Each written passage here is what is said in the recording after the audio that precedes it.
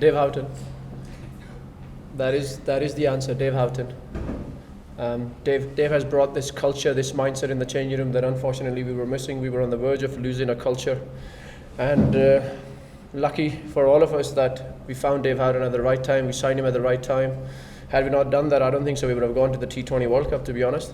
So there is so many good things I can say about Dave Houghton, but Dave Houghton is the answer. He's brought everything that Zimbabwe was missing, that Zimbabwe already had it within ourselves, and he's brought it out. Yeah, listen, I think the camp was important, was just to basically get away from everybody. But I don't think so it's the only reason why we're gelling. I think we've been together for a very long time, and Dave took over in July last year for the T20 qualifier. So he's been with us for almost a year now. So look, we're gelling really well. We have been since he's taken over, but the camp was important, but it wasn't the most important thing.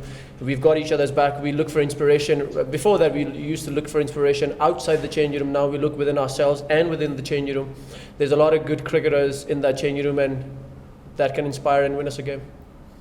Now, I didn't know the number of balls I had faced, but in my head, the only thing that I was looking at was the runs, one more than them and win the game. And I was just going. I found my flow. I thought I was picking the length well. I was getting used to the pace of the ball really well. So, plus the partnership with Williams, I mean, I think we ended up scoring 78 at a very fast rate as well. So the game was never going ahead of us. We were always ahead of the game. We just wanted to carry with the momentum because this is how we want to play, and we take a lot of pride in that as well. So, yeah, it was special, but it wasn't on my mind that I'm going to score the fastest 100. I just wanted to win the game. Listen, we are thinking about the West Indies, but we're thinking about every other game as well, to be honest. Right now, we were just thinking about Holland.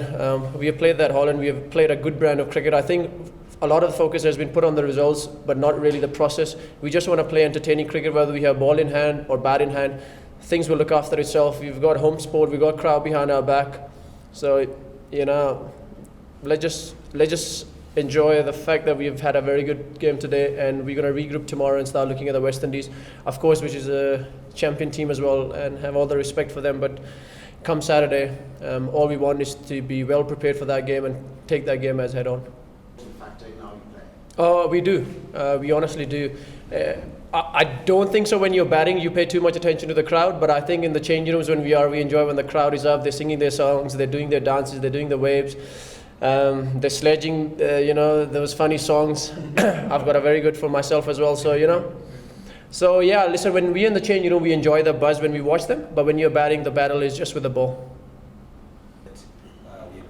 That's one way to look at it, sir, but the other way to look at it, the margin of missing is down to the cell phone now, because the wickets are so true, as you said.